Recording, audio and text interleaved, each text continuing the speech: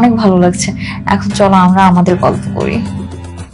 কোনো সমস্যা নাই, আমি আছি না, আমি সবকিছু সমাধান করে ফেলবো। না, সমস্যা থাকার কথাই না, কারণ তোমার বয়ফ্রেন্ড যেহেতু চলে আসছে।